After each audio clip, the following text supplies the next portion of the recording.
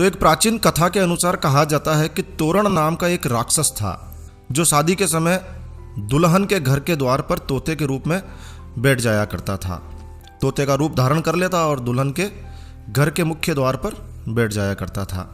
जब दूल्हा द्वार पर आता तो वो राक्षस दूल्हे के शरीर में प्रवेश कर जाता था और दुल्हन से स्वयं शादी रचाकर उसे परेशान करता था। एक बार की बात है, एक साहसी और चतुर राजकुमार की शादी तय हुई। शादी के समय जब वो दुल्हन के घर में प्रवेश कर रहा था तो उस राजकुमार में कुछ दैवीय शक्तियां थी। तो अचानक उसकी नज़र उस राक्षसी तोते पर पड़ी। वो तुरंत समझ गया कि ये राक्षस है और उसने तुरंत तलवार निकाली और उसे मार गिराया और फिर शादी संपन्न हुई।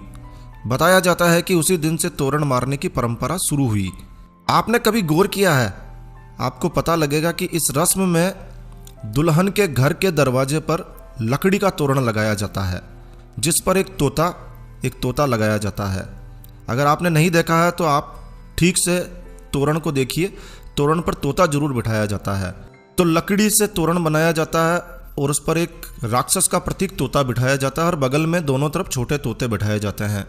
दूल्हा जब शादी के समय वधू के मुख्य द्वार पर आता है तो तलवार से उस लकड़ी के बने राक्षस रूपी तोते को मारने की रस्म पूर्ण करता है। गांवों में तोरण का निर्माण खाती के द्वारा किया जाता है, लेकिन आजकल बाजार में सुंदर सुंदर तोरण मिलने लगे हैं। कुछ तोरण तो चाइनीज तोरण हैं जिस पर गणेश जी और स्वास्तिक जैसे धार्मिक चिन्ह अंकित किए होते हैं। और फिर क्या होता है, दूल्हा बगैर जानकारी के उन पर तलवार से वार करता है, तोरण मारने की रस्म पूर्ण करता है, लेकिन जानकारी नहीं होती है और वो गणेश जी और स्वास्तिक जैसे पवित्र चिन्हों पर अपनी तलवार चलाता है। शास्त्रों के अनुसार तोरण पर तोते का स्वरूप ही होना चाहिए, दूसरा कोई चिन्ह नहीं होना चाहिए।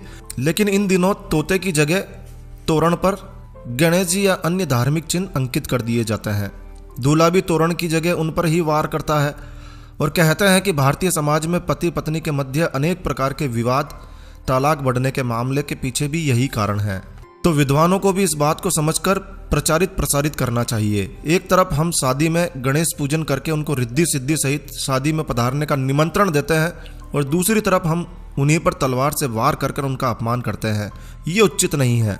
तोरण की इस रस्म का ध्यान रखकर परंपरागत तोरण को ही लगाया जाना चाहिए, लेकिन जानकारी के अभाव में लोग जानते ही नहीं हैं। क्या करें, जानकारी के अभाव में जो तोरण बाजार में मिल जाता है वही ले आते हैं।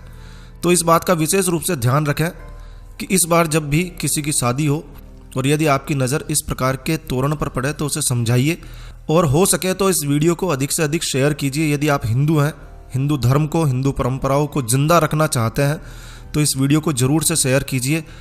दोस्तों, हम इस वीडियो के माध्यम से